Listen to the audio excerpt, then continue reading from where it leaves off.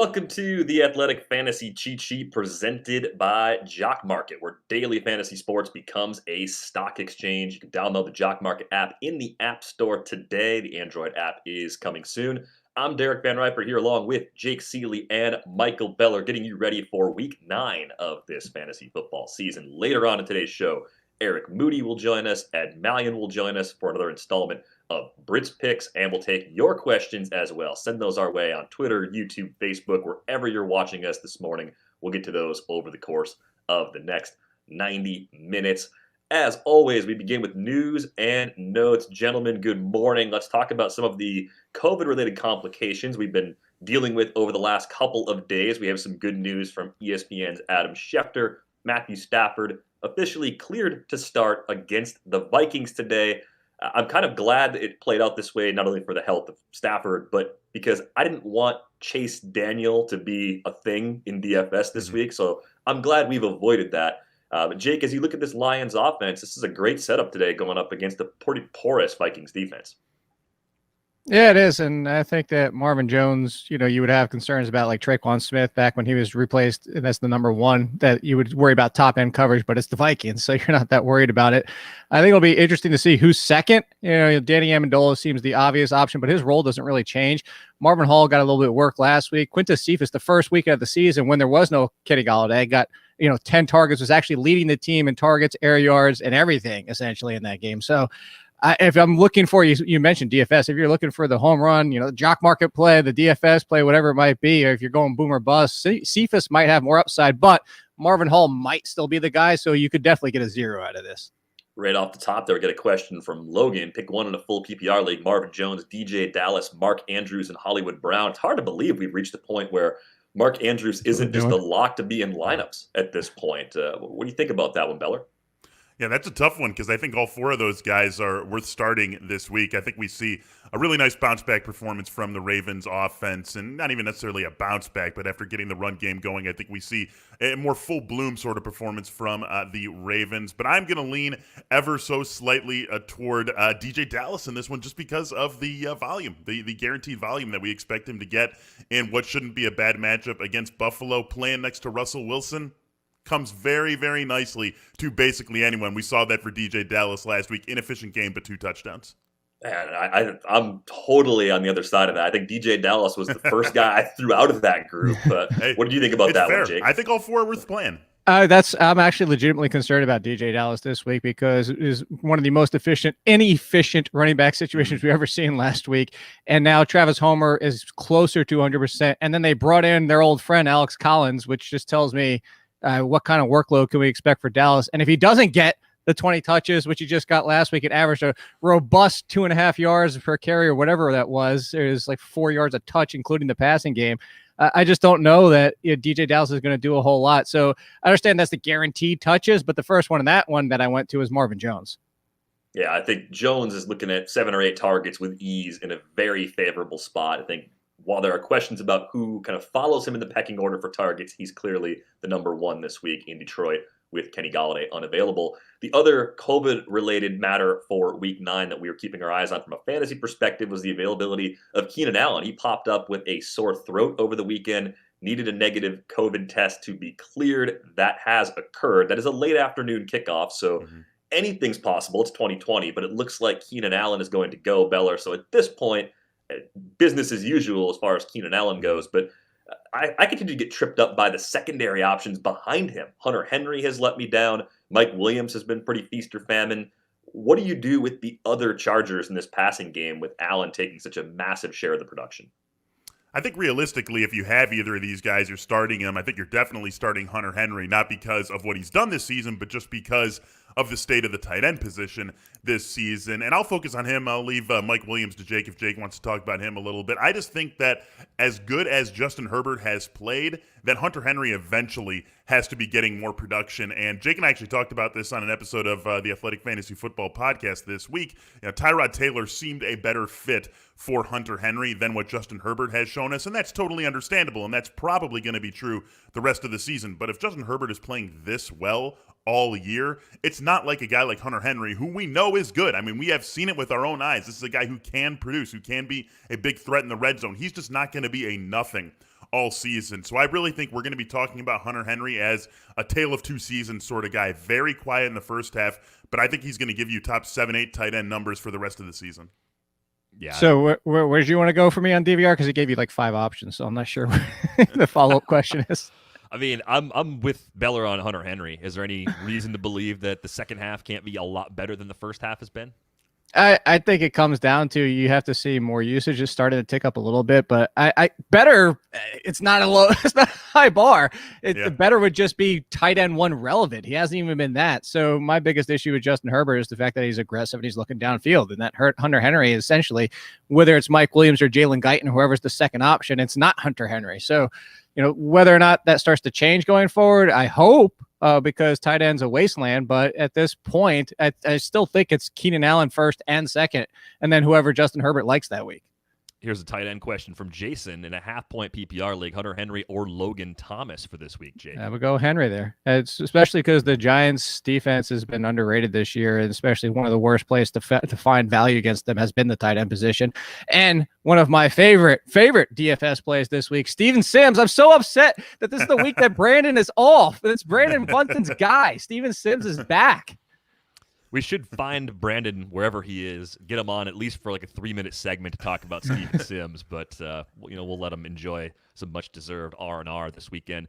Alex wants to know, or writes very fairly, I don't want to be that guy, but Lamar or Justin Herbert this week. I mean, Herbert's played well enough to make this a real question, and that's not that guy at this point of the season. You're not that guy, especially because I have Herbert once behind in front of Lamar Jackson. You've ended up in a very fortunate situation that you didn't expect to be in. How do you decide when you end up in a situation like that? I mean, Lamar Jackson just hasn't looked like the guy we saw for most of last season. So does he turn it around? I know Beller's very bullish on that offense this week, but what do you think about this situation, Jake? Yeah, I think that's the issue, is that Lamar Jackson looks good, starting to run again the past 2 weeks, but the passing still isn't there. We all expected the passing efficiency to take a step back, but I don't think anybody expected it to be this big. And we also expect him to run this much less. Like, we expected less on both, but not to this degree. And he's starting to get a little bit back. Des Bryant today, whatever that is about. Can't make Marquise Brown. It's for everybody out there, if Marquise Brown can't be relevant, why do you think that Des Bryant's going to be relevant in his first game back?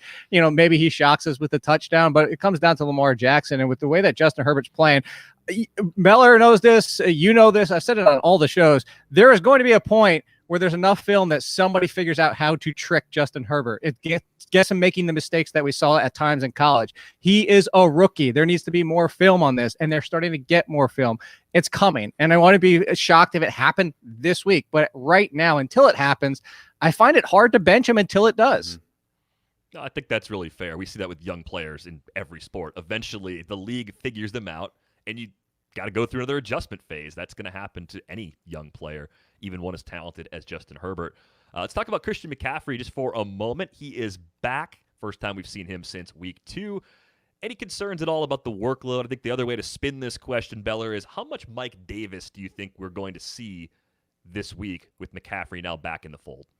Yeah, you could be concerned about the workload, but it doesn't change the fact that you're going to start Christian McCaffrey, right? So whatever. I think that Mike Davis will be used. I bet this is the game that he will have the most usage the rest of the season, unless Christian McCaffrey suffers another injury. But I just don't think, as we sit here, 2 hours before that game kicks off, that it's going to be in any way that you can feel comfortable starting Mike Davis this week. While we think that is going to be the case, and while we've heard reports that it is going to be still enough Mike Davis in this offense here today that you would think maybe about starting him in fantasy leagues, there's no guarantee. No one would be surprised if it's right back to the Christian McCaffrey workload, or if he shows over his first 2 series that, ankle injuries behind me, I'm all the way back. They're just going to go straight to Christian McCaffrey. So I think it's very hard to start Mike Davis. Obviously, we've got 4 teams on bye. We have a ton of injuries at the running back position. So if you are put in a position where you do have to play Mike Davis, I don't think you're going to be doing it holding your nose or feeling terrible about it. But I would try to find a way to go in a different direction if I could, because it does feel like we're going to get a full-bloom Christian McCaffrey back in the lineup here today. Now, here's a question from Hi, my name is half-point PPR league. Start 2, mostly RB2s on their respective teams even. Le'Veon Bell, Tony Pollard, Joshua Kelly, LaMichael Pirine, Mike Davis. I mean, the appeal of Pollard hinges entirely on the actual availability of Ezekiel Elliott, and now it looks like he's trending closer to playing. We'll try to get the official word here once it becomes available. Where do you go looking through this group, I mean, if Pollard has to be the clear backup to Zeke today, I don't think you can play him in this matchup with the Cowboys being 2 touchdown underdogs. No, you can't wait. But the thing is with this Slim Shady answer here is the fact that you can wait with Joshua Kelly. So you can start Le'Veon Bell. I would think that's a good situation against the Panthers. And then you wait. And if Zeke does end up sitting and doesn't look good in pregame, you got Tony Pollard for 4:00. If Zeke plays, you play Joshua Kelly. It actually works out for this specific person. Most people, I've been saying that a lot in the rankings comments. You can't wait for the 4:00 game if you don't have a backup plan for the 4:00 or the night games to find out that Zeke's playing. Yeah, definitely a tough spot, though, to be in for Shady there. Let's talk about Antonio Brown week. He is going to make his debut for the Bucs tonight in that matchup against the Saints. It looks like Chris Godwin's going to come back from that finger injury as well. Jake, what is the distribution of targets going to look like with Brown back in the fold? I think there are some concerns about Mike Evans because there have been times, even when just Godwin's healthy, where Evans' role significantly decreases in this offense. So how do you see this coming together now that Brown is actually available for the Bucs? I think it's going to be Godwin and Brown, and then maybe some Gronk and Evans. I think Gronk actually is a concern at this point as well, because now 4, unless Tom Brady's all of a sudden going to start at 350 and 3 every single week, which he could do if he wants to just ignore that crappy, annoying backfield thanks to Bruce Arians. But the truth here is that he loves Antonio Brown. We know that. I mean, loves him off the field and on the field. And we saw the usage there. Obviously, the last time that he played with him in that one game, he didn't have Chris Godwin and Mike Evans. But you brought up something that I've been bringing up this entire year, is when Godwin and Evans play almost a full game together, it's over 20% target share for Godwin and 10 or 11% for Evans. It's a significant difference. So I think Evans might be the odd man out. They go back to the Cowboys when they were with Zeke. And it was kind of, well, compares Antonio Brown, Chris Godwin, or CeeDee Lamb, and Amari Cooper, and Michael Gallup is Mike Evans. You might get a good game, but it's going to be 3 bad games until you get there. Yeah, and I think the other thing that makes that situation so challenging and difficult is just that Tampa Bay's defense is really good. Dallas's defense was horrible, so you could look at Dallas week in and week out with those 3 receivers and say, they're so shootout prone, you can kind of err on the side of trusting everybody. It's not going to be the same with the Bucs, given the quality of that defense. Let's talk about some of the players that are going to be out today and some of the fallout from that. We mentioned Marvin Jones earlier with Kenny Golladay out. There's a lot of interest in Chase Edmonds. No Kenyon Drake today for Arizona. Beller, what's your trust level in Chase Edmonds? I think he's clearly someone you're going to push into lineups in season-long leagues. Very chalky in DFS this weekend. Do you trust him against the Dolphins to come out and actually produce big numbers this week?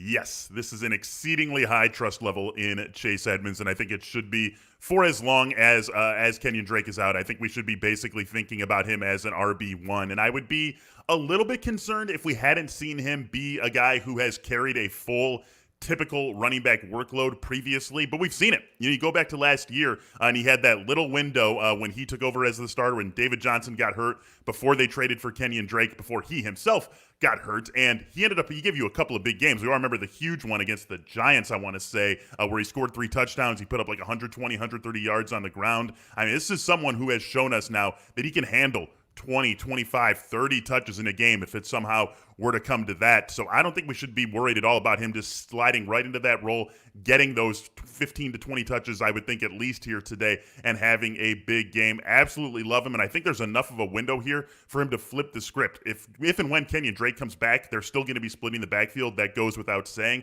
but I think there's enough of a window here for him to be the 60% share of the backfield and Drake to turn it to the 40. Not saying it's going to happen, but he definitely has an opportunity to do it, and I think he's going to have a big game against the Dolphins today.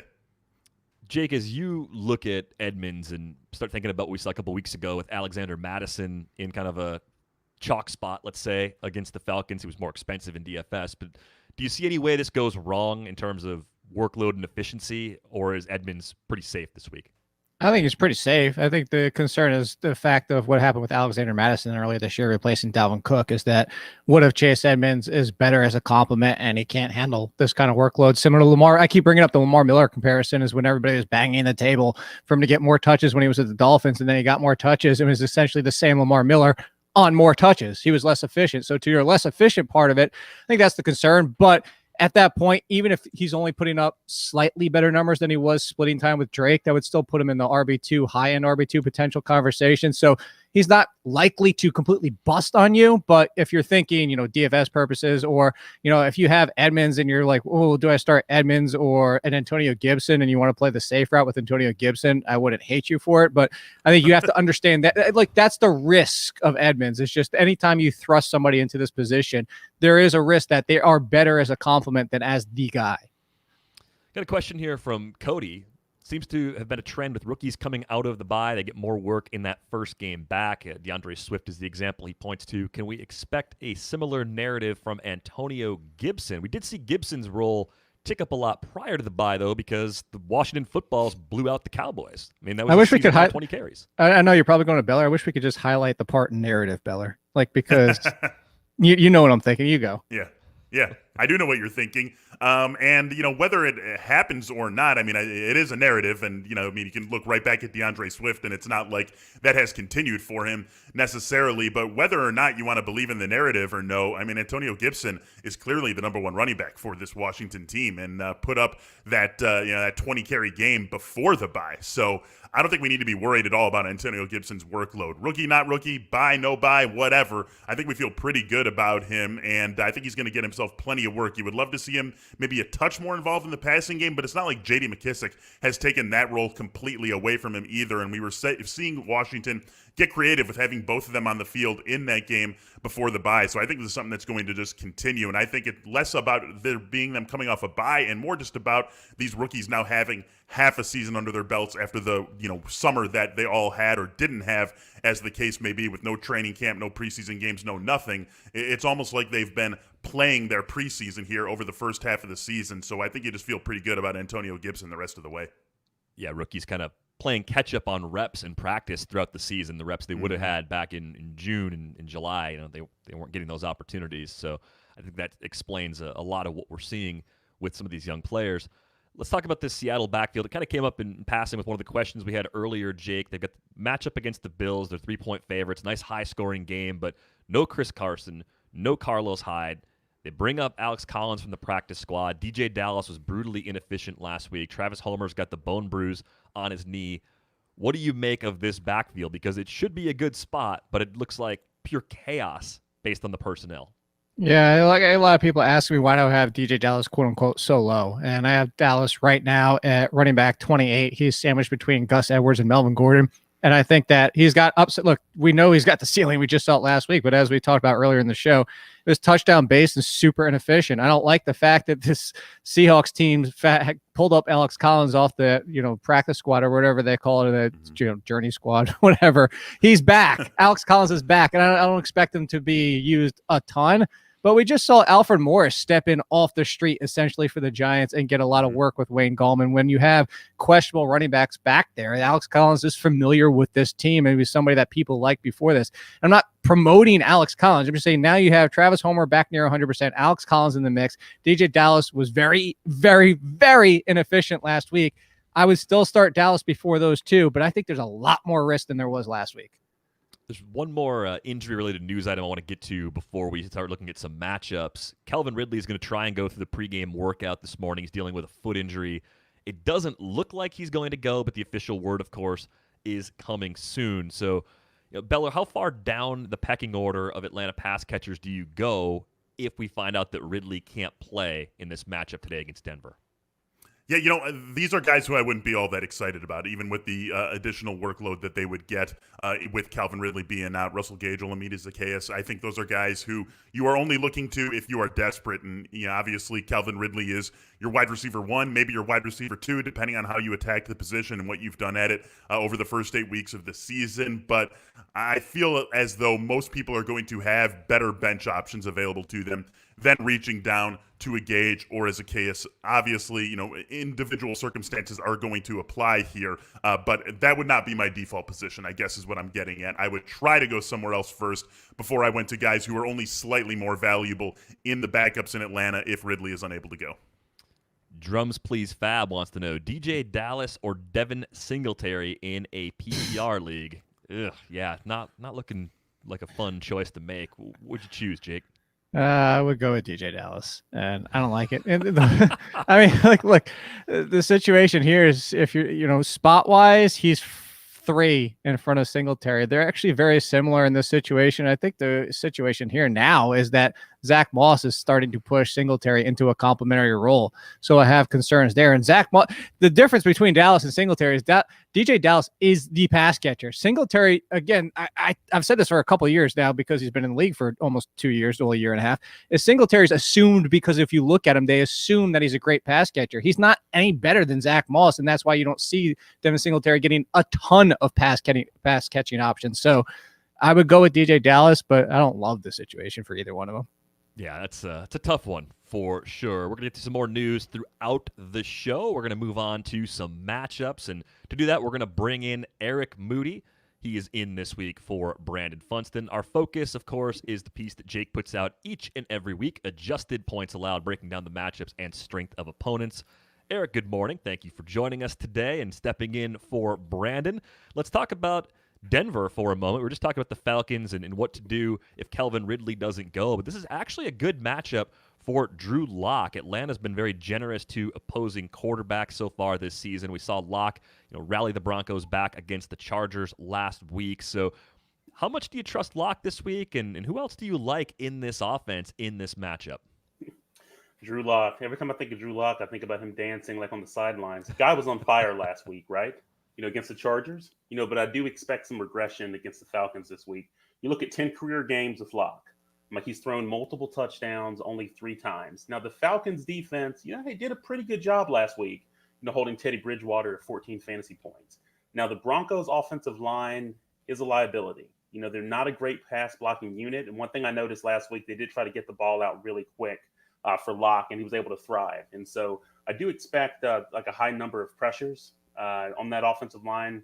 It's happened a lot this season. And if you look at the strength of the Falcons defense, if you can even consider that they have one, it's actually their pass rush. And so I know one receiver I like quite a bit for the Broncos is Jerry Jeudy this week.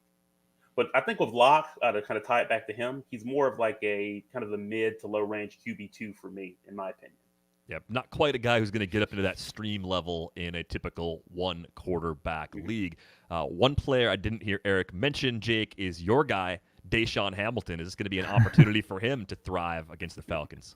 Because he had his week last week. Look, I love Deshaun Hamilton. I think he needs a new team, though. They talked him up finally after talking him down for 2 straight years. But KJ Hamler's out there and great in the slot. Tim Patrick's back this week, and you still have Jerry Jeudy. I just think this is more. And now you not only have Noah Fant near 100%, as you have Big O now in the mix as well, who's got that rapport with Drew Lock. I just think this is one of the ones where if you're going to chase anybody in this team, you're just going to chase your tail every single week. Jerry Jeudy at this point, and I know Tim Patrick has been the best receiver to date, Jerry Jeudy would be actually the only one now going forward that I would actually semi-trust.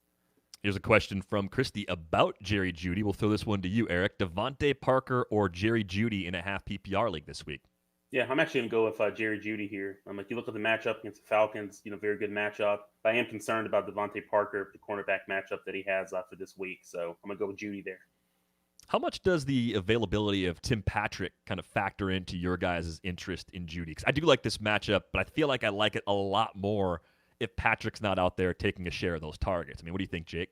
No, I think that Patrick was the guy, mostly because Jeudy was a rookie. Jeudy was getting defensive attention even as a rookie, similar to what we've seen with Brian Edwards before he got hurt. But he emerged because there was just opportunity there, and I think his time off the field has given Jeudy a little bit more time to grow. I think that if you told me rest of season value, I would rank Jeudy in front of Patrick. I'm with you on that. Let's go to our next matchup. The Saints have the second worst matchup for a quarterback this week, going up against Tampa Bay. Obviously, that is bad news for Drew Brees. Jake, this comes even as he might get Michael Thomas back. So my question for you is Brees even a lock to be in your lineup in a season-long league at this point with his full complement of weapons, especially when he runs into a matchup like this one? He hasn't been a lock to be in your lineup for a long time, and most of the season. It's because he's in that same conversation of the Tom Brady's, the Ben Roethlisbergers, Matthew Staffords. You just go down and listen. Everybody I'm naming are guys that don't run. And that in fantasy, without that rushing floor, even 20 yards a week just to get a half of a touchdown, it's hard because they have to do it all with their arm. On top of it, the one in that name of like players that I mentioned is Ben Roethlisberger and Drew Brees. they're short yardage. Like Ben Roethlisberger used to be, okay, it's fine because if he attempts 30 passes, he's probably throwing for 300 yards because he has such a high air yards. He's actually dropped really far down this year, mostly with Deontay Johnson and Juju Smith-Schuster being a thing, but Drew Brees has always been that. So, yes, he has Michael Thomas back. Feels great. Emmanuel Sanders is back. Feels great. It's a tough matchup. Could this be a shootout? Absolutely. Could Drew Brees also get into the red zone and lose snaps to Taysom freaking Hill? That could happen as well. So, yeah, I think he's kind of a mid QB2 going forward. I have him actually at QB16, so almost high-end QB2. Right where he's a difficult toss-up sort of guy if you you have someone else in that range, right? You just chase yourself. But yeah, and I have Drew Lock right behind him to Moody before. Like I would still not bench Drew Brees for Drew Lock. That seems reasonable. But they're in the conversation, like they're Which comparable. That's the crazy part. Yeah, says a lot about where things have gone. Let's talk about the Chiefs. They have the 5th best matchup for running backs today, going up against the Panthers. One thing that surprised me looking at the APA table this week is that the Panthers have actually been good against opposing wide receivers. So yes, the Chiefs are the Chiefs, so salt to taste, but the matchup is much better for the backs. So Eric, what are you doing with Le'Veon Bell and Clyde Edwards-Helaire at this point, seeing how they've split up the workload to this point and kind of just thinking about how things have progressed thus far with this backfield? Yeah, I'm still very comfortable with Clyde Edwards-Helaire. I know a lot of his fantasy managers are panicking. It's like, oh my gosh, Le'Veon Bell's coming into the house. Oh, what's going to happen? And so I still believe that Clyde Edwards-Helaire is the guy. If you look at the Chiefs as a whole, like they've averaged 29 opportunities per game to its running backs this season. And so I still see Edwards-Helaire getting a high percentage of those opportunities moving forward. I'm like, if you're looking at Edwards-Helaire for this week, it is a really great matchup, as you mentioned, Derek, for where I look at Clyde Edwards-Helaire as a high-end running back 2. Le'Veon Bell is more of a high-end RB3 flex option. I just see in more real-life football for where Le'Veon Bell is going to be a difference maker more towards the latter part of the season and into the playoffs. And so that's why I'm leaning more towards Clyde Edwards-Helaire in fantasy. Yeah, I kind of have a hard time justifying Bell in a normal league. I mean, if you're in a really deep league, you're in a fishbowl situation, sure, you're going to find room for Le'Veon Bell in a situation like that, but I'm not crazy about him in your traditional formats despite the good matchup. I think you're right. More real-life appeal. Let's talk about the Jets for a moment. I promise it won't be for long. They have a good matchup against the Patriots. I think Nando has some Jets on his roster. Jake, if you're going to the Jets backfield at this point, is it clearly LaMichael Pirine? No, because it's Adam Gase. It should clearly be LaMichael Pirine.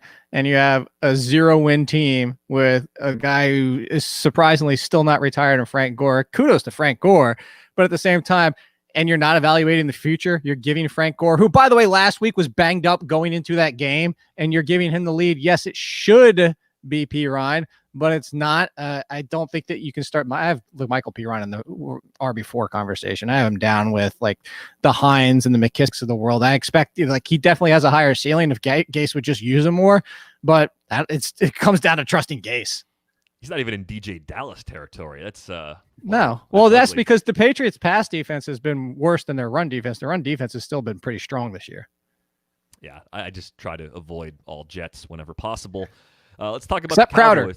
Yeah, well, Crowder might go this week, so there's a little bit of reason to be optimistic if he ends up coming back. But that's it. That's the whole extent of it. Here's a question from Scott, half-point PPR league. Risk Crowder or go with DJ Chark, who's got Jake Luton starting at quarterback this week in Jacksonville, or DJ Dallas, the guy we've talked about as much as anybody on the show today. What do you think of that one, Eric? Yeah, I'm leaning more towards DJ Dallas there. Just to be able to get the opportunities in that high-octane backfield that the Seahawks have, or offense that the Seahawks have. Yeah, I'll go with Dallas there. All right, Ian's got a question. Sit or play Antonio Brown over Will Fuller? What do you think, Jake? I thought it was A Brown. Like, can I pick any Brown? Is that what that is? I'm just assuming Antonio Brown. I'm not. Look, I understand the excitement, and in most any league where I stash and able to get Antonio Brown, I want to try and play him, but there's no way I start him over Will Fuller. And I always hate actually, this is probably a bad sign. I'm trusting Will Fuller this week, so that means he's going to get 2 catches for 14 yards. It means don't play Will Fuller in DFS. I have him in DFS this week. I'm warning everybody right now. I have Will Fuller in my DFS. I just learned that right now. I will have no Will Fuller in DFS because there's some players that some of us are just wrong about all the time in both directions. Will Fuller is Jake's guy. Like, he just can't do it. Can't Never get him right. I don't know why. He just can't do it. Connor's got a question. Half-point PPR league. Start 2 out of James White, J.D. McKissick, and Corey Davis. All right, Eric, sit 1 from that trio. Yeah, I'm going to sit James White and go with McKissick and Corey Davis. I know I'm pretty high on McKissick this week. He's someone I mentioned, and this week's under the radar. So I would go with those 2 options. I keep wondering if McKissick's going to kind of fade into the background, though, the further we get into the season with Antonio Gibson getting more and more up to speed with everything he needs to do to be the primary back in that Washington backfield. Ian wants to know, Jordan I'm trying to figure Howard out where or he's sitting. Joshua Kelly. That looks like It almost looked like a ski lift at first, but it's not. definitely not a ski lift. They're all wearing shorts. It kind of doesn't looks mean anything. like maybe I don't know, like a soccer bench with one of those rain shields over Oh it. yeah, like that, or maybe they're waiting for a bus. Anyway, Bus station, yeah, bus stop. Jordan Howard. I can't believe it's Jordan Howard for me, just because I was all over Matt Breida. Wasted so much of my remaining fab in leagues to go get Matt Breida because he was going to be the guy. He's out. So yeah, it could be Patrick Laird in the passing game, but similar to the Joshua Kelly situation, Laird is the complement. Kelly's been the complement. It's been Justin Jackson for 3 out of the 4 games. All right, let's get to one more question here, and then we will move on. Let's go to DJ's question. David Montgomery or Justin Jackson in a full-point PPR league? What do you think, Eric? Yeah, I'm going to go with David Montgomery here. I know he's not the most, we'll say, attractive option just given his production, but the volume's there, and he's playing a high number of snaps. So I'll go with Montgomery there. There you go. It's at the San Siro in Milan, by the way, Jake, just so you know where that picture was taken from Ian. I still don't. Use the Google. No. Use the Google after the show, though. Let's move on to our next segment, Fun with Whiteboards. To do that, we bring in everybody. The whole team is here. We got Michael Beller back. Ed Malyon's going to join us here as well. Good morning, Ed. Welcome to the show again. Let's start off with a Florida-themed question. Jordan Howard will have blank yards than Dez Bryant this week. Obviously, a couple injuries in the Miami backfield. Dez, a part of the plan to some degree with the Ravens. I think it's a matter of debate as to how much of a factor he can be. I'm personally not in on Dez at all at this point. And, all right, Jake's weighing in here first. 11 T more? Is that what that says? Yes, 11 T more. 11 more. Jordan Howard will have 11 more yards than Dez Bryant this week. Could they both have 0? No, he will have a hell of a lot more.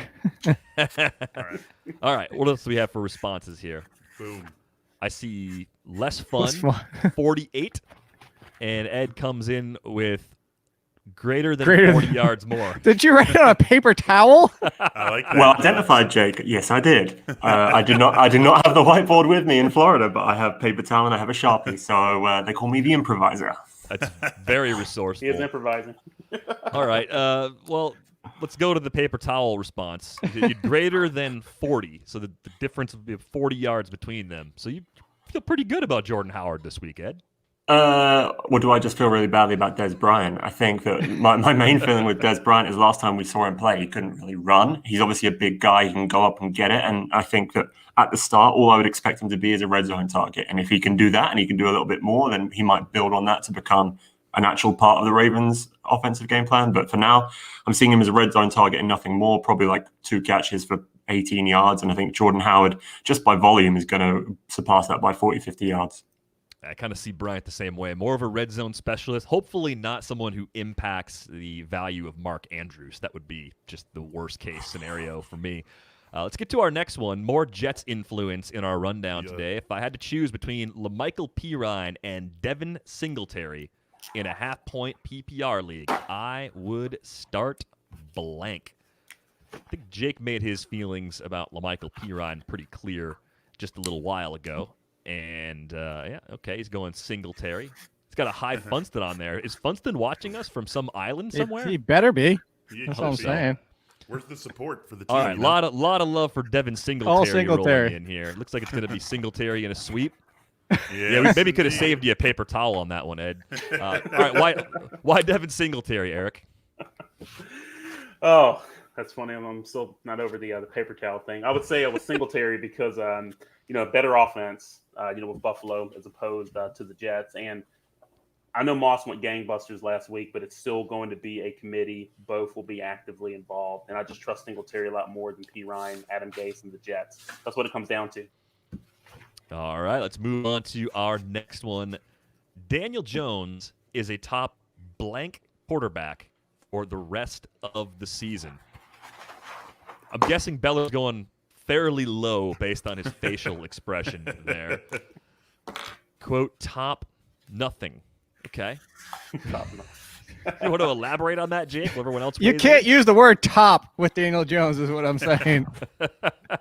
28. Whoa, we got a 28. I agree with that, actually. 28. Yeah, you're above the camera, Beller. You got 22.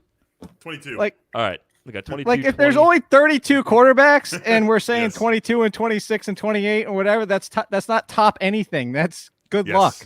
I've got him above Ben DiNucci. What about DiNucci, Nathan Peterman? One and done. Yeah, Nathan Peterman, one and done back in the day.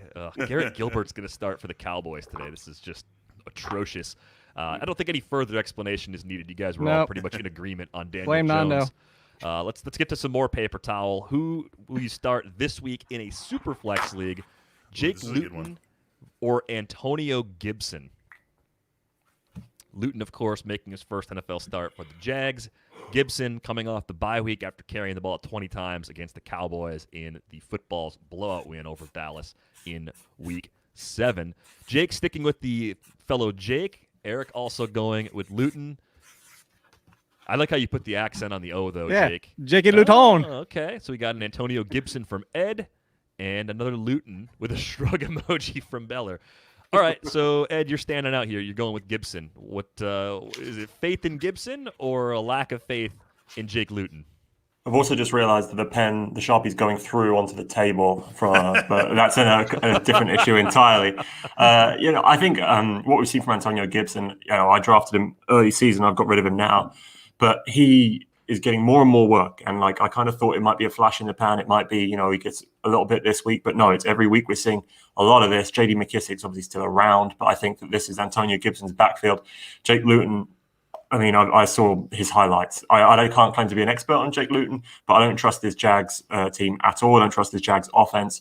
I don't really expect too much from Jake Luton today, whereas Antonio Gibson, I think, is going to be in the region of 14 to 20 points probably. So for me, it's Antonio. All right, let's get to one of you guys who put Luton down. It was, I don't know, we'll go to Beller here. Like, why not Gibson?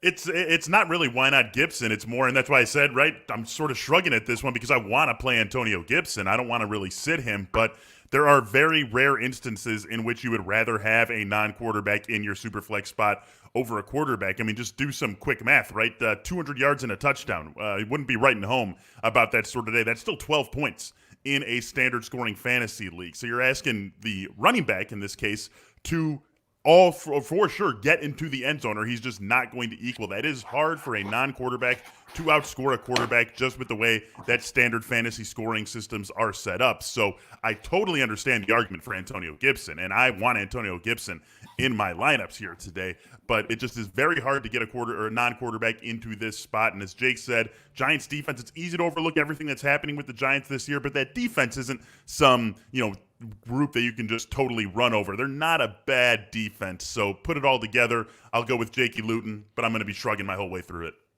All right. By the way, those of you listening and watching, you can actually chime in the comments with your responses. You don't have to write them on a paper towel with a Sharpie and destroy a kitchen table to play along at home.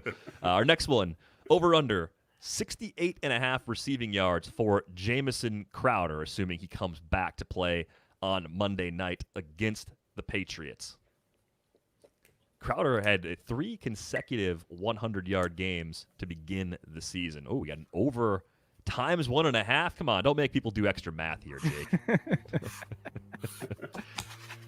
But that puts him into the 100-yard range again. There. The 4th How time in about that? 5 games this season. Oh, jeez. Yeah, make it worse. Can't really Over. see. We got an over, and that's green. Is that for the Jets? Show up so well.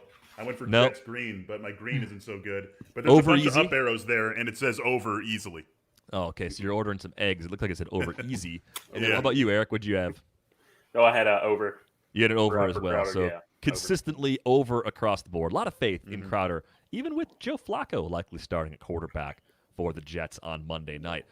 All right, let's go to our next one. Deshaun Hamilton. I need targets, yards, and touchdowns for this week in this matchup against the Falcons. I'm wondering, as I see Deshaun Hamilton on the outline in multiple segments, I wonder how many Deshaun Hamilton rookie cards does Nando have? Add that on as a bonus. Targets, yards, and touchdowns. Targets, yards, touchdowns this week, and then also number of Deshaun Hamilton rookie cards in Nando Defino's collection. Number of rookie cards. Wow. Yeah, how many Deshaun Hamilton cards does he have? 85, 3 for 14, 0 and 85 rookie cards. That sounds about right. Oh man, that's. You guys are slow. Well, Ed's got an excuse. Ed's working in some pretty unusual circumstances. We got a 3, 12, 0 and 7. We got 5 targets, 3 catches, 36 yards, no touchdowns. How many rookie cards? Ed? I forgot 4.5. 4.5. Yeah, one ripped right through the middle. Yeah. Yeah. All right, a 3, 331 0. There we go. No faith in Deshaun Hamilton from our no. group. So Why would we have it? no. Yeah. Scott Weiss There you 2 go. targets, 25 yards, no TDs. How Was that many 1 or rookie 2 cards, catches? though? That's one catch. One catch for 25 yards for sure. Yep, one right down the middle. That's about it. All right, in a PPR league, here's our next one. Le'Veon Bell or Melvin Gordon for this week. Just making all sorts of difficult decisions for you guys. We're going to plant trees for Ed's use of paper towel on this episode, so don't worry about that. We will take care of the environment here. All right, I got a Gordon. I got a MG Meh. Is that his official nickname now? He's not MG3 anymore? No, he lost the 3. He's not even worth the 3 anymore. That's fair. All right. Yeah. All right, yeah. So we got a lot of agreement here. So not a lot of faith in Bell. I know Beller's going to give us a lot of on Wisconsin positivity with Gordon. Always take a Badger over a Spartan. Come on, guys. This is Oh easy. my God. Yeah. Yeah. All right. We'll move on to our next one. Not a lot of explanation needed on this one either. Buy, sell, or hold on Curtis Samuel. Kind of a interesting player. Just loaded offense, though, in terms of just number of guys that get the ball, of course. McCaffrey's back. Mike Davis probably doesn't disappear completely. Of course, DJ Moore. Of course, Robbie Anderson. Got a sell times 100. More math from Jake. Thanks, Jake. Really appreciate that. We got a sell. We got a hold. All right, a hold from Beller. Why a hold in this case, Beller?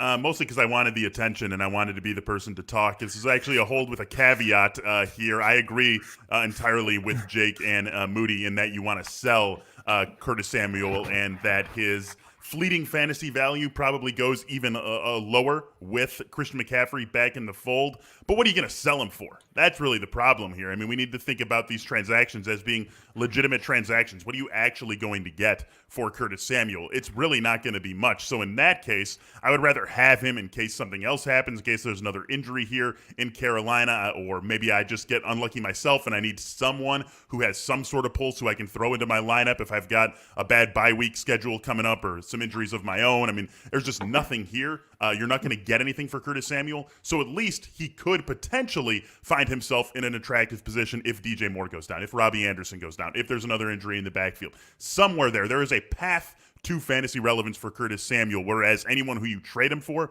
probably isn't going to have that same path. Blah, blah, blah. You don't want him. I don't want him. I said that right off the top. And they play Tampa Bay next week as well, so it's not like his value is going to go up this week. Yep. I mean, get him off your roster and stop burning that roster spot. Yeah, I think Exactly. in smaller leagues especially, you want to make that move now and take a chance on something else, someone else. Let's talk about Michael Gallup for a moment. Michael Gallup will have blank more games this season with 65-plus yards. Oh, nice. The Pythagorean theorem? No, not quite. That looked like a snake. What is that, a 3? Yeah, that's a 3. I saw a snake. Okay, that makes sense. Yeah, 3. That's Hey, good. it got your attention there. It worked. Yeah. 3 seems like I'll reasonable. give $50 to anybody who can figure this out. All right, we got a 2 from Ed, and Yep, Beller same. goes 2. All right, so Eric, you're a little more optimistic about Gallup. Where does that optimism come from? Yeah, and it's a crowded wide receiver group, and then you've got a lot of dysfunction with the quarterback situation. Really, the optimism just comes in with some of the matchups that they have down the stretch. for where that I could just see Gallup, thriving and then having some additional rapport with whoever they start at quarterback. I think it's ultimately going to be a carousel. Dalton can make some starts.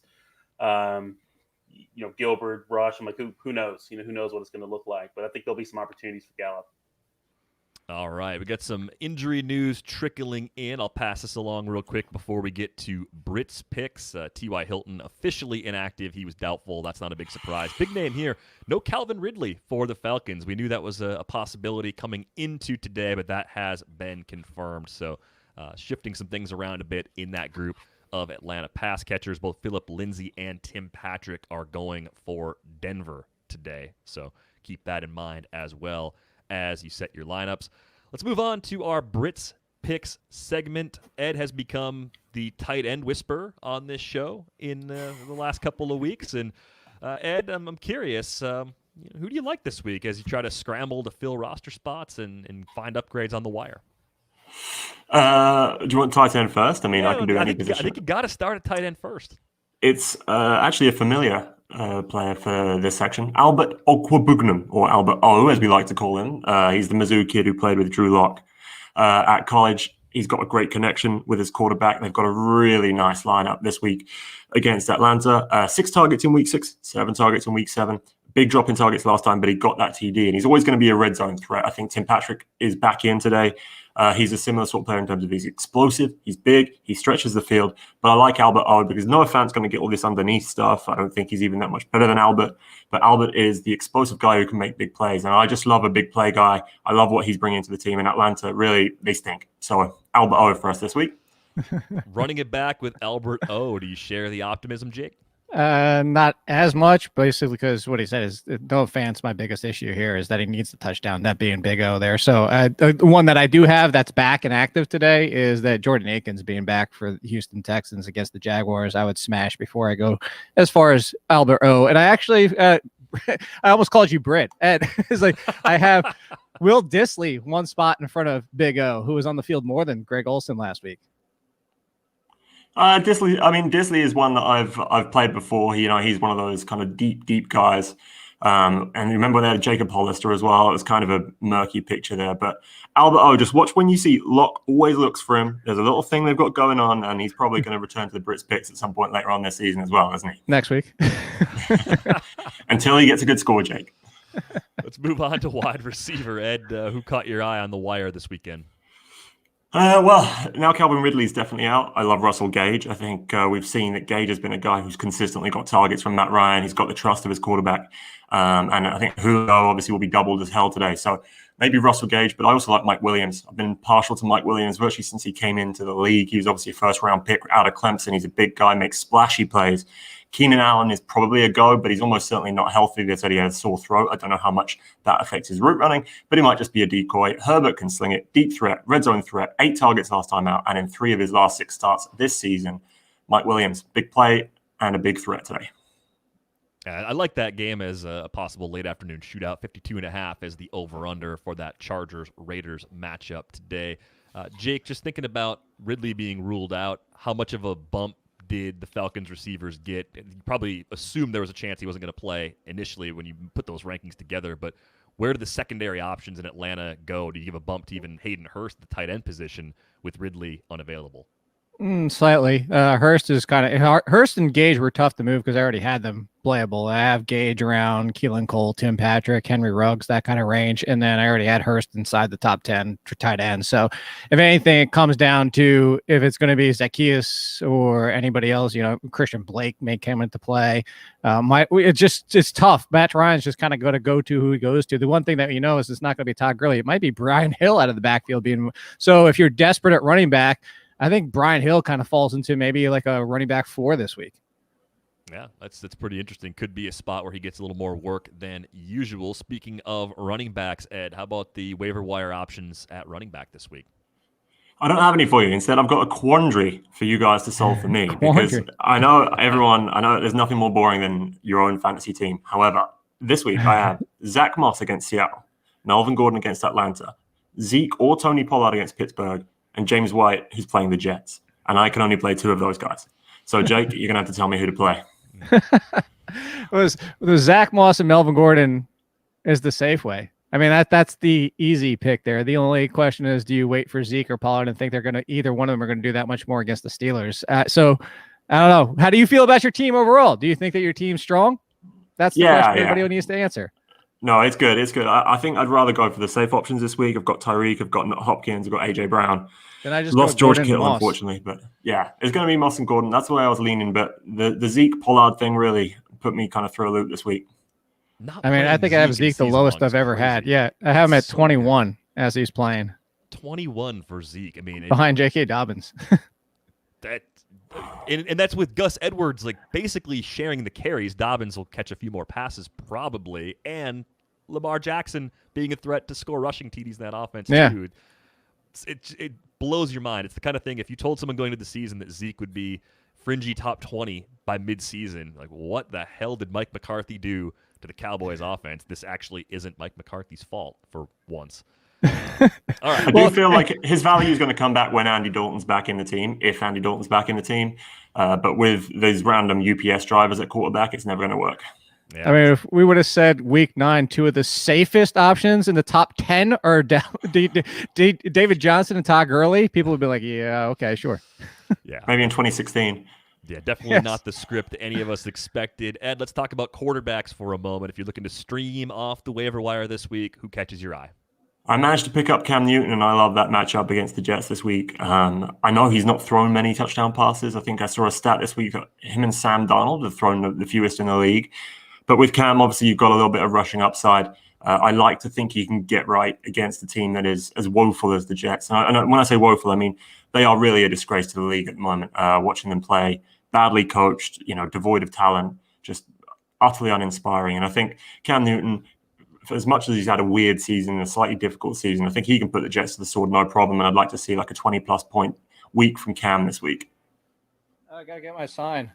Because we're talking about Funston's boy that he hates. He hates Cam Newton because he says if he doesn't run, he's got no value. But I'm with you this week. He was actually my sleeper pick, Ed, because if you look at it, the Jets, what they've given up to quarterbacks, the 3 running quarterbacks that they faced so far, including Josh Allen twice, have run for quite a bit and scored most of those games. So if you're worried that Cam Newton's value is only in the running game, this is a game where he could do it.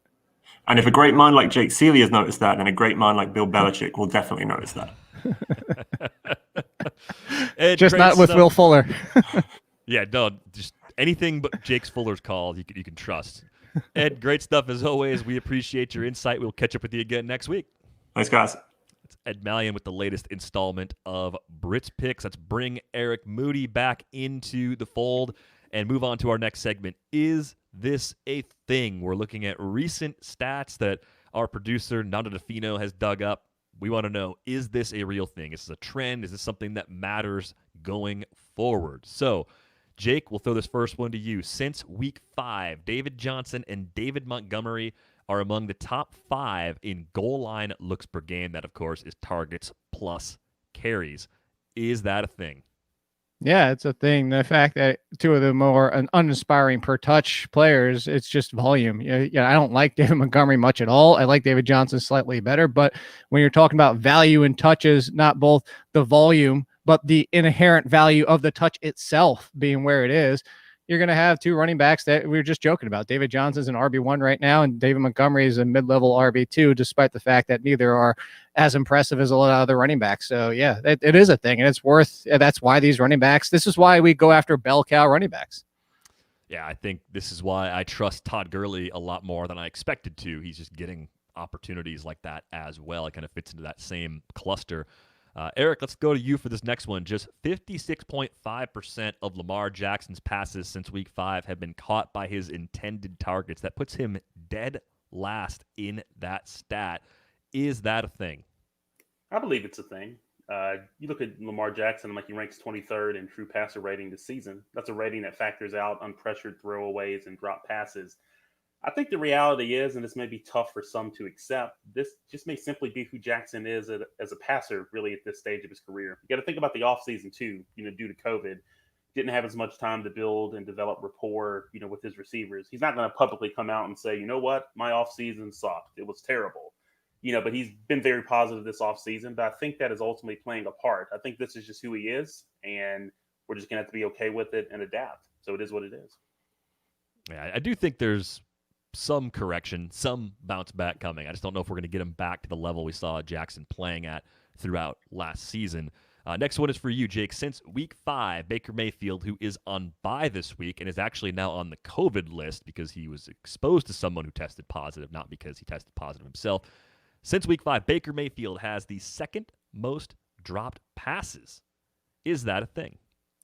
So it is and it isn't. So it's a thing, but it's just a testament to it's also not relevant for hoping that Baker may, like, where you would say, oh, Tom Brady has a bunch of drop passes, to be like, okay, things are going to get better for Tom Brady.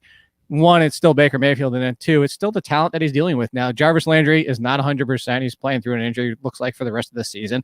And now you're relying on Rashard Higgins, Kadarrell Hodge, and the rest of these guys. And so, yeah, it's a thing because it's real, but I don't expect it to get much better because the players he's playing with are part of the reason. Yeah, I'm totally there with you. I mean, not having Beckham also really lowers the expectations for me, with Baker having a possible turnaround here in the second half of the season. Next one is for you, Eric. Since week 5, Drew Lock, Patrick Mahomes, and Derek Carr are the only 3 starting quarterbacks to target their tight ends on 30+% of their pass attempts. Is that a thing? Yeah, I believe it's a thing. When you look at Mahomes and Carr, especially looking back at their history, if you think Travis Kelce, with Mahomes, like he's averaged nearly 9 targets per game, since 2017, I believe, or 2018, excuse me. You look at Darren Waller when he's, tethered to Derek Carr, like he's averaged nearly 8 targets per game since 2019, catching passes from him. I think it's just worth noting too, when you look at the Raiders, I'm like, they heavily target, their running backs out of the backfield. I'm like, with an average of nearly 8 targets per game since 2018. And so with Josh Jacobs, he's someone else that I like quite a bit when you kind of tie Jacobs and then with Waller together. So I think it's a trend that can stay in place, just given how proactively they use their tight ends. Yeah, I mean, I think it's definitely a thing when you look at the personnel that those 3 teams have at that position. Now, there's a related one here for you, Jake. The only quarterback from that Lock Mahomes Carr group to target running backs 25% of the time or more since week 5 is Derek Carr. Is that a thing that you should be worried about when it comes to Henry Ruggs having a smaller role than some of us expected? No, I just think that's part of like Derek Carr's game and their usage. And also last week came into play a little bit too. That skews it some more than you normally would because of that game as a whole and that weather wasn't a lot of targets in general for the wide receivers. But Henry Ruggs' usage has started to be on the increase, and I don't think he'll ever get to 7, 8 per game. But can we get 5+ going forward? I think that's realistic. And if so, Henry Ruggs will be at least a wide receiver 3. Very similar to Marquise Brown, honestly, for people that don't, always want to try and find a way to play him. I don't think their values might be too dissimilar going forward if he's starting to get 5 targets a game. That is a really disappointing turn of events if Marquise Brown is a big part of your plans to begin this season. We got one more here. Since week 5, Darrell Henderson, who is on bye this week, has 9 big plays as rushes of 10 or more yards and catches of 20 or more yards, which is tied for 3rd during that span. Is that a thing, Eric? And is that a sign that Darrell Henderson might be able to fend off Cam Akers and keep control of the Rams' backfield going forward? That's the magic question. I think this has been a thing really all season for Henderson. Here's the reality. He's tethered to a very frustrating running back by committee that's, what's the right word, constantly tinkered with, by Sean McVay. But he's been the most effective running back on the roster all season. You look at Henderson, he's averaged nearly 2 fantasy points per game more, than expected this season. And so he's been more productive. It's just when you look at how the pie is sliced, it's really between Malcolm Brown and with Henderson. So I think that's still going to continue for this year. But the good news is, he does make the most of his opportunities. And that's really what fantasy managers are looking for. Yeah, it's been an up and down sort of year for me trying to figure out Darrell Henderson. I would say that situation is a bit like Jake's Will Fuller situation, where when I start to buy in, it goes wrong. When I don't believe, it goes right. And I'm always on the wrong side of lineup calls with Darrell Henderson. It's been absolutely maddening. Yeah. Speaking of Jake, it is the time that we say goodbye to Jake on the show. Before we let you go, Jake, any parting shots here for week 9? Don't play Will Fuller in DFS. I can't emphasize that enough. Thank you for your public service announcement for us to avoid Will Fuller because you believe in him this week. All right, Jake, we'll look forward to talking to you again next Sunday. Enjoy week 9. If you're watching this stream, be sure to get all of Jake's updated rankings, his weekly waiver column, the matchups we talked about, everything you need for just $1 a week. You can do that at theathletic.com/cheat sheet. Let's get to a few questions here. We got one from Sean. Pick 2 in a full PPR league out of Sterling Shepard, DeAndre Swift, DJ Chark, Christian Kirk, and don't laugh, there's also a Kyler or Herbert question mixed in there too. Beller, welcome back. Let's have you go ahead and take a crack at this one. All right, I'll take the quarterback first. I'm going to start Kyler Murray, and I would be trying to trade one of those two guys. Really no reason to force yourself to make this tough decision every single week, and hopefully you can get something on the market. My preference would be to trade whoever I could get more for between those two. I think they're both going to be very, very good. At the first question, I'm definitely 100%, no doubt about it, playing Sterling Shepard. I think he is the number one receiver for the Giants. 18 targets, 14 catches over the last 2 weeks. And I will lean with DeAndre Swift in this one. I do get a little bit worried about Matt Patricia going old school and giving Adrian Peterson an opportunity at a revenge game up against the Minnesota Vikings. But even though we haven't seen the production from DeAndre Swift that we would hope for, we are starting to see a little bit more usage, a little bit more time spent on the field, and clearly the most explosive guy in that backfield. And when you think about taking Kenny Golladay away from this team, even though DeAndre Swift isn't going to start, lining up outside the numbers and running routes down the field, he is a playmaker, and they need to find a playmaking replacement for Kenny Golladay. The only way they do that is by upping the opportunities for DeAndre Swift. So I will go with him with Sterling Shepard.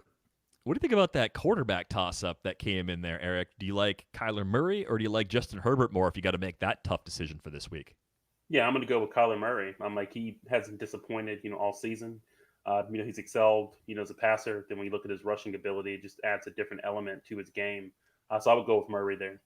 And we talked about Jordan Howard a little bit earlier in the show. He's a part of a question from Huck. Do you go with Jordan Howard or do you go with Jonathan Taylor, who in a week where it seemed like every other person who ran the ball for the Colts either scored or had plenty of yards, Jonathan Taylor kind of fell on his face last week.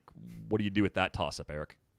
Yeah, I would still go with Jonathan Taylor. It's kind of one of those scenarios in fantasy for where it's easy to constantly look back in the rearview mirror at what happened, but we have to look at what's going to happen moving forward. I do believe Jonathan Taylor, will bounce back. I know the running back by committee is a little bit more what's the right word? Crowded.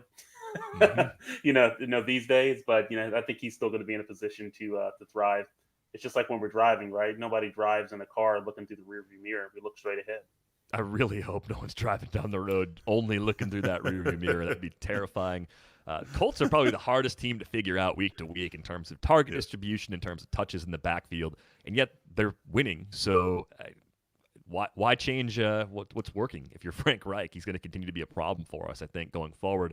Matt's got a question. Zach Moss or J.K. Dobbins, two guys whose value definitely trending up here in recent weeks. What do you think, Beller?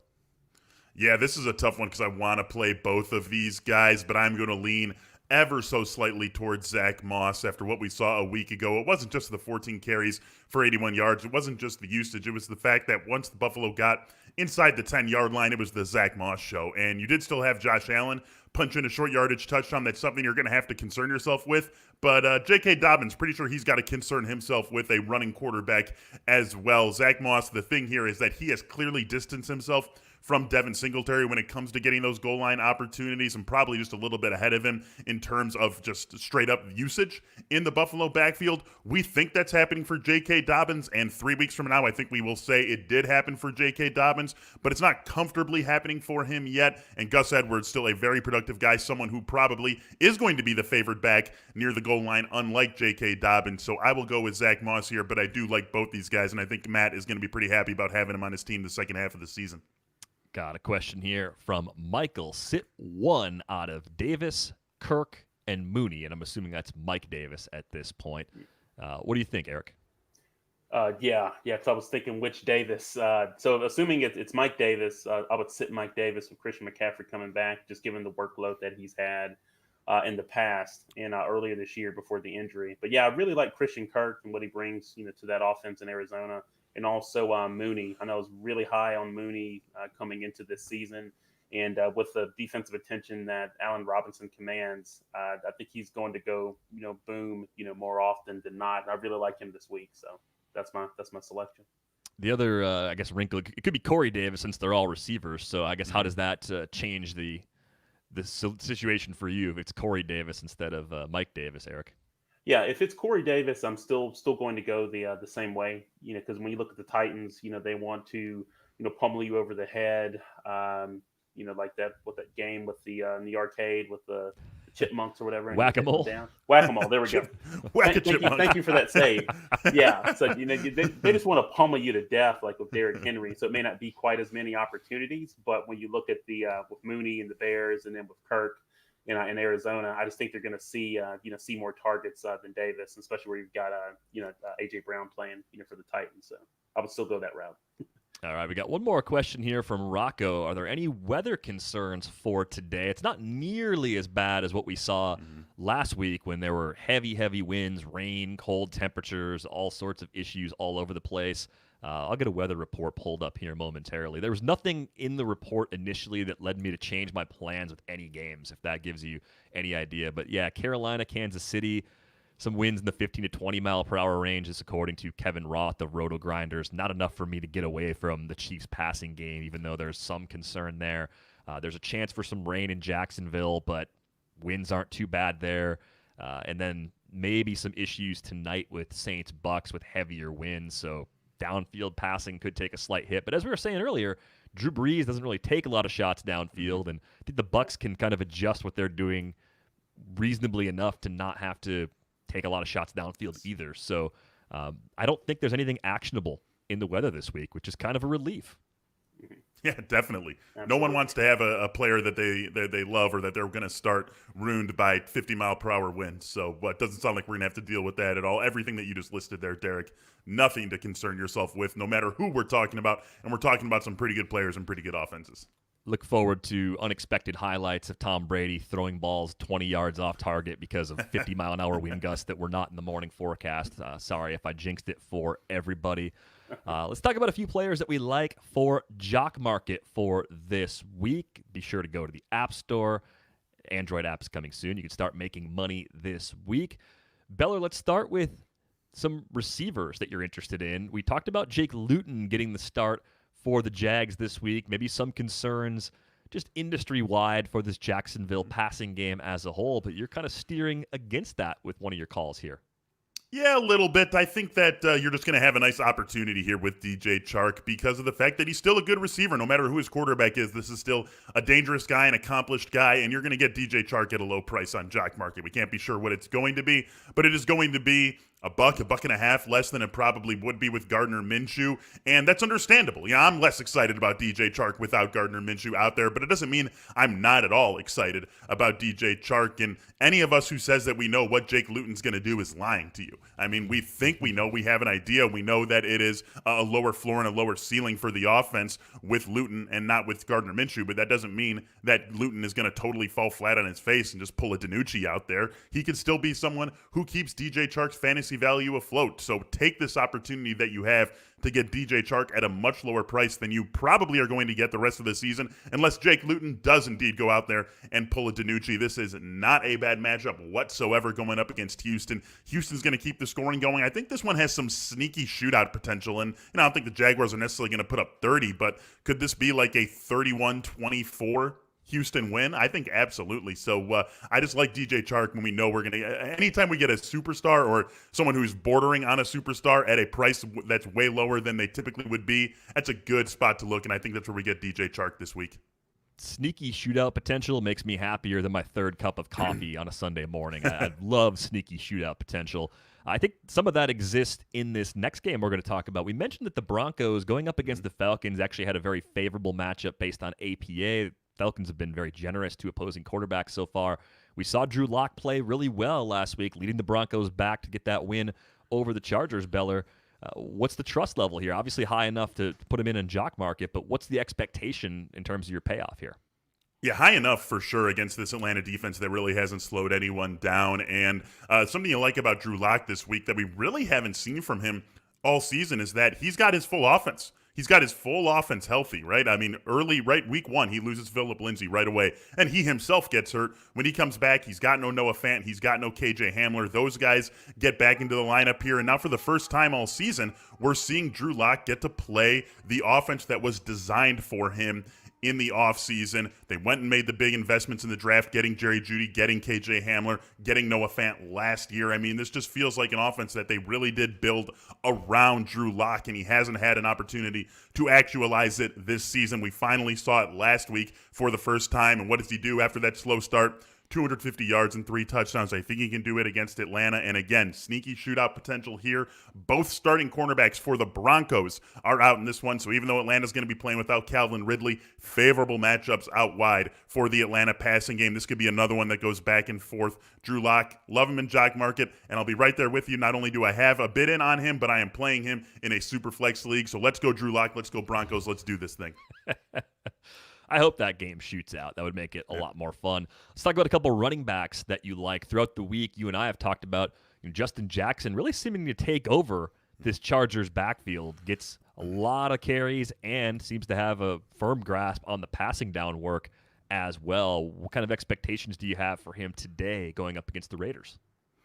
We got to go into this with our eyes wide open, knowing that the rug could always get pulled out on us and that Joshua Kelly could flip back up on top, or at least to a point where he takes away a lot of the volume that we've seen from Justin Jackson. But eyes wide open for the bad also means eyes wide open for the good, and eyes wide open for the realistic. And the bottom line here is that Justin Jackson has clearly been the best back for the Chargers since Austin Eckler's injury, and in 2 of 3 games that they have played without Eckler, you've got not just the best back performance out of Justin Jackson, but a good performance out of Justin Jackson. Last week goes north of 80 yards, and you said it, Derek, has that passing game role totally locked down. 3 catches for 53 yards a week ago. I think we just need to be realistic about it. I think we get a little bit too concerned when we see running back committees come up on us again and again and again with the same teams, that it's going to remain that way forever, and it's understandable. No one wants to get burned by that, but let's just call a spade here. Justin Jackson's been the best back. He's been a productive back for the Chargers, and I don't see why they go away from that. If anything, I think we should be more confident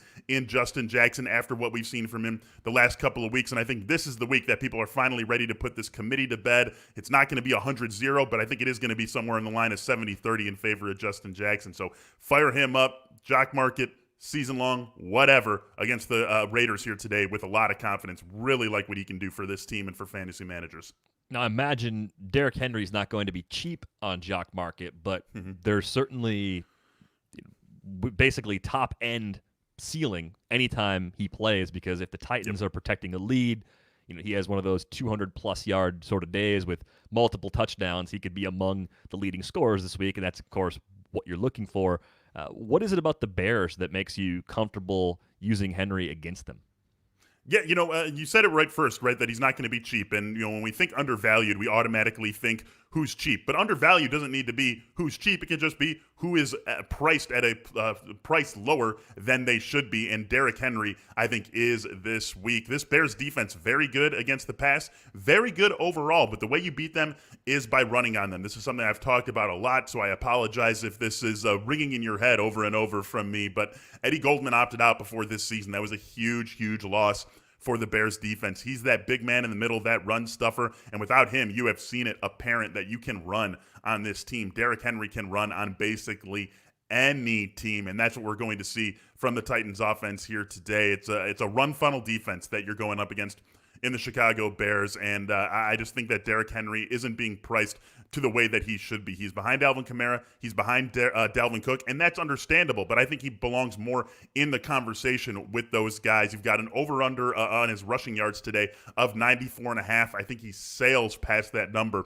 We're still talking about a Titans team playing at home, favored by nearly a touchdown in this game, and I think Derrick Henry is going to be the big reason behind it. So would not be surprised at all to see him be the number 1 performing running back today, especially with the likelihood of Michael Thomas coming back. Alvin Kamara still Alvin Kamara, but maybe has his receiving upside carved in half, or maybe not even quite that much, but just cut because of Michael Thomas's return here. So I do think that Derrick Henry is my number 1 running back for the week, and I think he's going to feast on this Bears defense. Based on the over-unders and the spreads, easily the highest scoring game of the week is expected to be the Seahawks-Bills matchup taking place in Buffalo today. If you're looking to get one player from that game into the mix on Jock Market this week, who is it? Steph Diggs. Steph Diggs. This guy is clearly the number one wide receiver in Buffalo. And Jake said it earlier. I think he was talking about the Chargers, right, when he said that we're waiting for someone to be the number two, the consistent number two. Mike Williams, Jalen Guyton, Hunter Henry. Who is it? What we really know is that Keenan Allen is like the one and the two. And we're seeing that same thing from Stephon Diggs in Buffalo. Look, he's got these great cleats, these Rick James, Dave Chappelle cleats that he's wearing today. I mean, imagine not wanting to back a guy who is playing in these shoes today. Stephon Diggs, I think, is going to have a monster game. We talk about it every single week with Seattle, right? You can pass on them all day. Every single team they've played it has done it. Buffalo's defense nowhere near the unit that it was a season ago. This is going to be a high-scoring game. I feel very comfortable locking that in. We're going to see a lot of points from both sides of this game, and Stephon Diggs is just going to sail past any expectations that people have for him. Love him in every single fantasy context, and I think that we get a top 5 wide receiver performance out of him today. All right, that would pay off in a big way if it plays out that way. Certainly think you made a strong case for Diggs as a great buy on Jock Market and really throughout fantasy for Week 9. Be sure to take control of your fantasy sports experience and download the Jock Market app now in the App Store. The Android app is coming soon. Let's bring back Eric Moody and move on to our next segment. It is Fantasy Fill in the Blank. So we begin with this one. I would feel blank starting Dez Bryant in my flex every week the rest of the season. Let's go to you first, Eric. The first word that entered my mind was terrible. I would feel That's very fair. terrible. It's like, I'll be brief. I'm like, it's a great story, with having Dez come back to the NFL. But the reality is he has been out of the league, for many years. And I think it's going to take him some time to get acclimated. And again, he's not exactly catching balls from the most accurate quarterback right now. So I would feel terrible. Yeah. If Lamar Jackson were playing really well, I could see a little more reason for optimism. But yeah, 2017 was the last time Dez Bryant caught a pass in an NFL game. Tua Tagovailoa will finish blank among quarterbacks in fantasy points this week. Of course, he made his first NFL start last week against the Rams. The Dolphins won, but Tua didn't have a major role in that. He did throw his first NFL touchdown pass to Devontae Parker in that game. But where does he finish among quarterbacks in fantasy points this week, Beller? I'll say 20th. I think we're going to see a little bit more out of him. I think that he's going to have to do more today, right? I mean, that was a nice get your feet wet sort of game for him last week because you had the defensive touchdown early and you had the Jakeem Grant punt return touchdown early, and it was 14 points on the board in the blink of an eye that the Miami offense didn't have to do anything to get, and then they just totally controlled the game from that point forward. So it was an easy game, I think, for Miami to not ask too much out of Tua, but they're going to need to ask a little bit more out of him today. I don't think they're going to be slowing down the Arizona offense in any significant way. But with what we've seen from him, we don't quite know what to expect. We don't know where the relationships are with those pass catchers. And there's a lot of good quarterbacks, a lot of good quarterback matchups, on the board here in Week 9. So I think there's bright days ahead for Tua. I'm excited for this CFP 2018, I believe, rematch between these two quarterbacks. Guys, I think who are going to be, we're talking about as superstars at the position for years and years and years to come, faces of the league for years to come, but not quite there for Tua just yet. So I'll say QB 20 for him in Week 9. I'll spin that into an over-under question for you, Eric. Do you think he finishes above QB 20, below, or is that exactly the right call that Beller made as far as where Tua goes this week? Yeah, I feel confident in Beller's call because I think he would end up finishing as like a QB 22. So I'll definitely take the over there. So I think Beller's on point. All right, let's move on to the next one. A blank team stack will win the Millionaire Maker this weekend. Obviously, you got to think a little outside the box most weeks if you want to take down a tournament that size. So what's the stat going to be? You don't have to give me the exact players if you don't want to, but where do you think that surprising stat comes from this week, Eric? Yeah, I don't mind disclosing the players. One stack that's really intriguing to me is Russell Wilson. I know you have to pay up for him, but then pairing him with Tyler Lockett. And then I know Beller mentioned Stephon Diggs as well. So I think with those three players in a stack, would be phenomenal. I'll also throw another curveball in there too, just give someone some different options. Another one I really like too is Justin Herbert. I know his price is going up as well, but with some of the news surrounding Keenan Allen, sore throat, does he have COVID, does he not, 2 negative tests, some people may be off of Allen as well. But if you have Justin Herbert, Keenan Allen, and Darren Waller, those are 2 stacks I like quite a bit if you're going to try to attack the Millie Maker. How about you, Beller? What do you think? I'll go outside the box. I'll try to find a fun one. How about stacking Deshaun Watson, Brandon Cooks, Will Fuller, and teaming them up with a Jacksonville receiver? Obviously, whatever you do at your other spots is going to depend on how much money you have available, but I think you go those 3 guys. Maybe you throw David Johnson in there too, and then get DJ Chark, Laviska Shenault, even Keelan Cole potentially fits in here. Again, I think that game is going to be higher scoring than people are expecting because of just how bad those defenses are, right? Offenses can drive the action in the NFL, and offenses take advantage of bad defenses, I think, more than we see defenses take advantage of bad offenses. So even though you're going to have Jake Luton making his first start, making his first appearance in a spot where a lot of people aren't going to have a ton of confidence in him, I just think this game could get up into the 30s for both teams. So that would be the way I would look to try to diversify and get something that is going to be unpopular in the Millie Maker this week. All right, let's move on to a wide receiver fill in the blank. Henry Ruggs will be a top blank wide receiver this week, and we'll assume PPR scoring in this case. Volume just hasn't been there so far, Beller. Where does Ruggs finish this week? Yeah, that's what worries me is that the volume hasn't been there. He did have a touchdown taken off the board last week on a somewhat dubious penalty call, and obviously he's a big-time playmaker, can be a big-time playmaker for the Raiders. Derek Carr been an effective quarterback this season, an accurate quarterback, which we typically expect from Derek Carr. So I do think that there are bigger days ahead for Henry Ruggs, but it's hard to get behind him in a big way when the volume just hasn't been there at any point this season. I will say that Henry Ruggs is right in that low-end wide receiver 3, high-end wide receiver 4 range. So give me top 30. I'll say top 36. I'll say he plays like a wide receiver 3 this week. All right, we got one that's not quite a fill in the blank, more of a toss-up, but I think this is a really interesting question. Which total will be greater, Antonio Brown's receiving yards or Philip Lindsay's rushing yards in Week 9? What do you think about that one, Eric?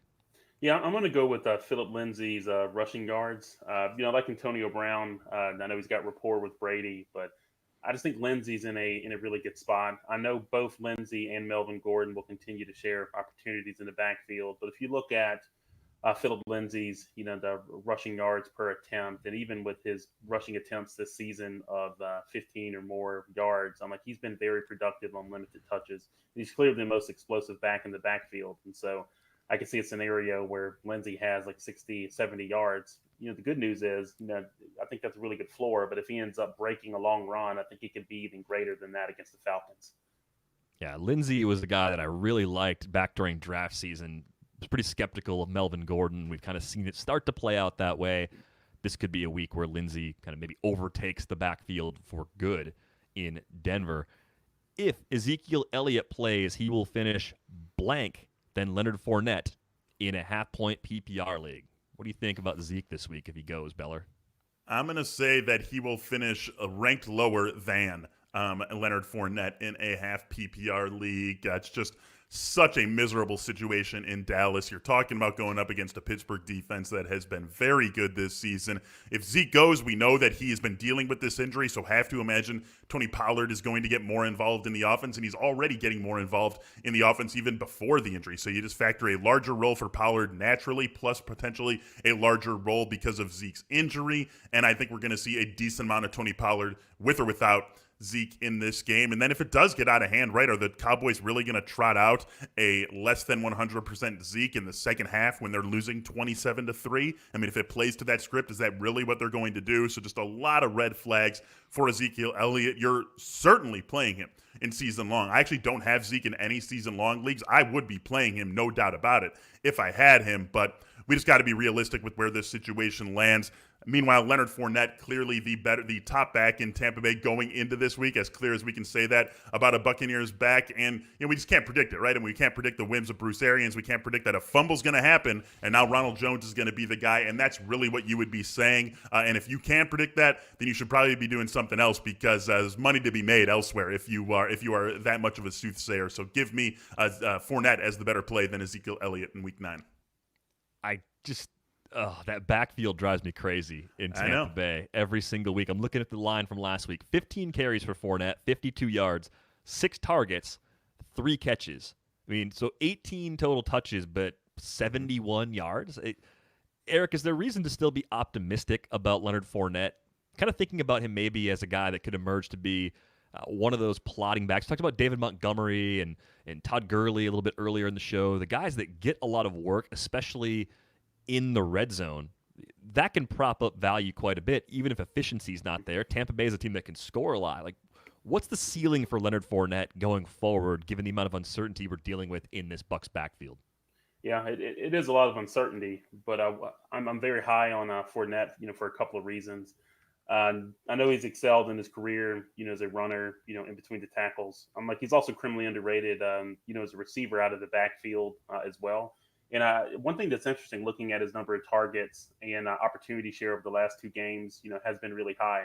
I know you run the risk of, okay, what's going to go on with Ronald Jones? If he fumbles, is Fournette going to get more opportunities, et cetera?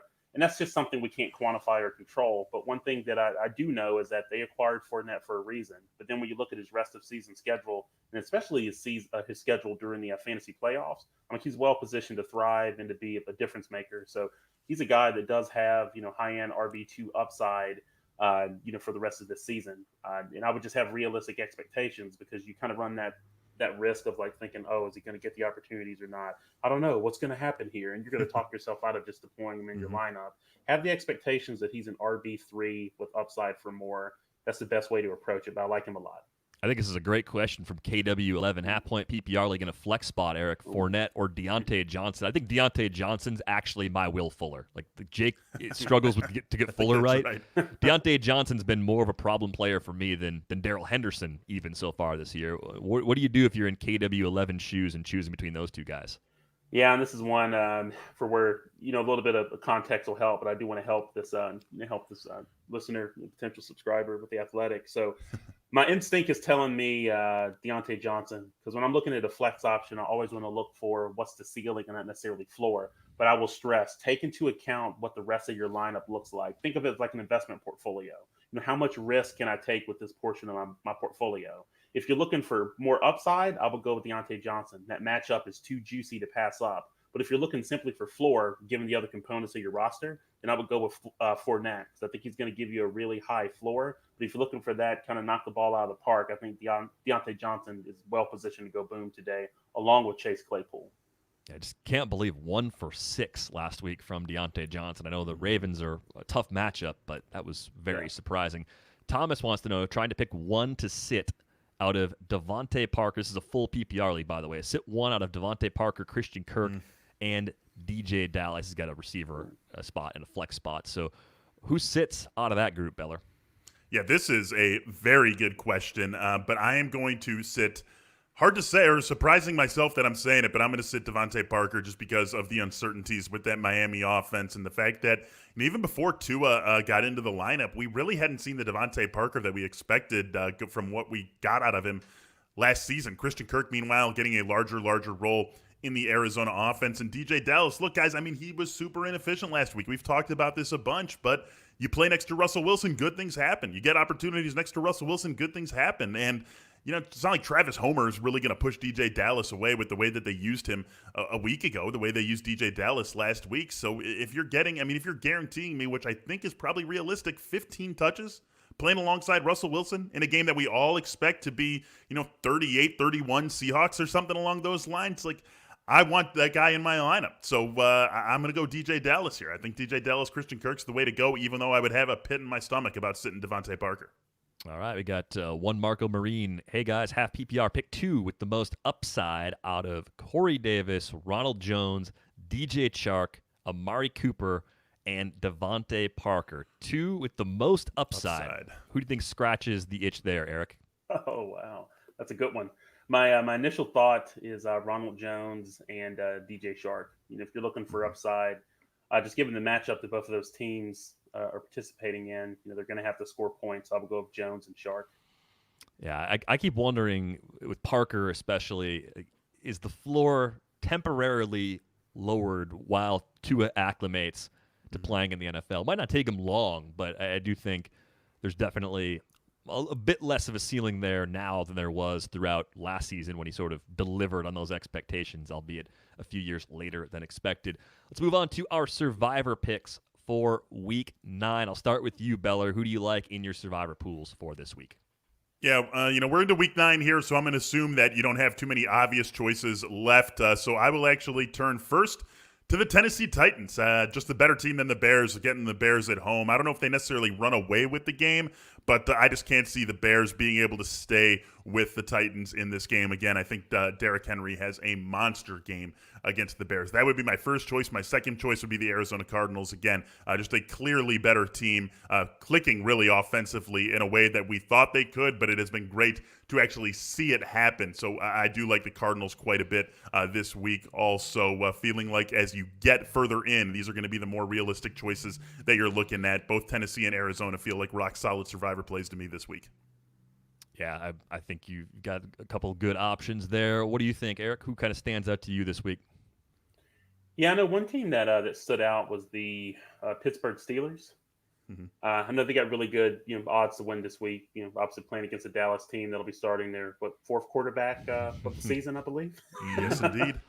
It's so one thing that's interesting when you look at Pittsburgh's schedule over the next 3 to 4 weeks. I know they've got Cincinnati at Jacksonville and also Washington as well. And so, that's one team that kind of struck out. I'm like, if you're, in the end game of your pool and you have very limited alternatives, like Beller mentioned at this stage, I think Pittsburgh using them now is a very reasonable decision.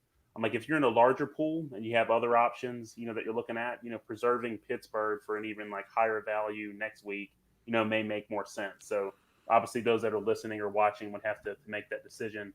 Another team that kind of popped up in my mind were the Patriots. I know they're going up against the Jets. You look at the Patriots, though, man, it's been ugly, right? Lost 4 games in a row. And I think they'll be a popular pick this week, obviously, because they're facing the Jets. If you look at New York, they've only managed 7 offensive touchdowns in 8 games so far this season, which, if my memory serves me right, all happen to be losses. And so I'm just thinking, when you look at with New England, one of the attractions, we'll say, is that versus the Jets is that they now really appear to have very little value beyond this week. Really, until they play the Jets again in week 17. So that's why I'm kind of leaning more towards, let's go ahead and use New England for this week. But I know those are 2 picks that immediately came to mind. Yeah, you're probably going to win the pool before week 17, and I would agree with you. The Patriots are kind of a now or never sort of pick, maybe a way to get away from the Steelers if you look and assume that most of your pool will be heavy on the Steelers, and for good reason, because the Steelers should roll in that game in Dallas today. One last question here before we sign off. This comes from Ed Seat 1. Todd Gurley or Antonio Brown in a full PPR league? I want to give each of you guys a crack at this. Eric, let's have you go first. Yeah, no, I'm all about Antonio Brown with the opportunity that he has, but it's a lot of risk in starting him this week outside of deeper formats. So you got to go with Todd Gurley there. You've got a reasonable expectation of what the number of opportunities will look like and what type of production. So Gurley for me. Yeah, Falcons 4-point home favorite, 49.5 over/under. Certainly looks like a positive Gurley script. What do you think, Beller? The volume's been there for Gurley every single week, too, right? So, I understand wanting to get Antonio Brown in, and I think he's going to be a fantasy weapon for the remainder of the season, but very hard to go away from Gurley for Brown in Brown's first game. Sounds like we're getting Chris Godwin back on the field tonight as well, so just a little bit too risky here when you have an option like Todd Gurley, who is going to have the ball in his hands 15-plus times today. All right, gentlemen. Thank you for helping out our listeners. It was great hanging with you again as we do each and every Sunday. I hope you both enjoy week 9. Yeah, you too. Let's go get some W's, guys. Oh, yeah. We'll make it happen. That is going to wrap things up for our week 9 episode of the Athletic Fantasy Cheat Sheet presented by Jock Market. Take control of your fantasy sports experience and download Jock Market now in the App Store. The Android app is coming soon. Be sure to get all of our written fantasy football content, including Jake's rankings, for just $1 a week at theathletic.com/cheat sheet. For Jake Ciely, Michael Beller, Eric Moody, Ed Malyon, and our man behind the scenes, Nando DeFino, I'm Derek VanRiper. Thanks for watching. Good luck in week 9.